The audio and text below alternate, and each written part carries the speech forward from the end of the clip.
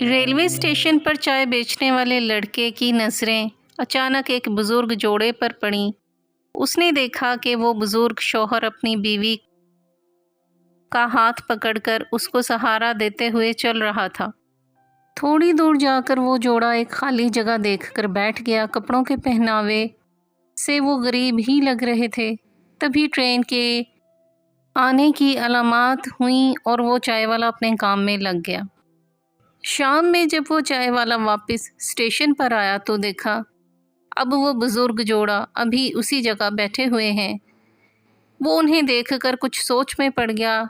देर रात तक जब चाय वाले ने इन बुजुर्ग जोड़े को उसी जगह पर देखा तो वो उनके पास गया और उनसे पूछने लगा, बाबा आप सुबह से यहाँ क्या कर रहे हैं? आपको जाना कहाँ है? बुजुर्ग शौहर ने अपनी जेब से कागज़ का एक टुकड़ा निकाल कर चाय वाले को दिया और कहा, बेटा हम दोनों में से किसी को पढ़ना नहीं आता। इस कागज़ में अपने बड़े बेटे का पता लिखा हुआ है।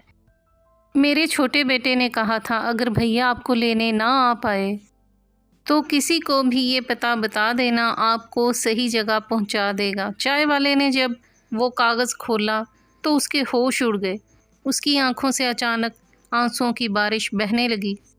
इस कागज़ पर लिखा था कि बराहे मेहरबानी इन दोनों को आप अपने शहर के किसी एधी सेंटर में दाखिल करा दीजिए, बहुत बहुत मेहरबानी होगी।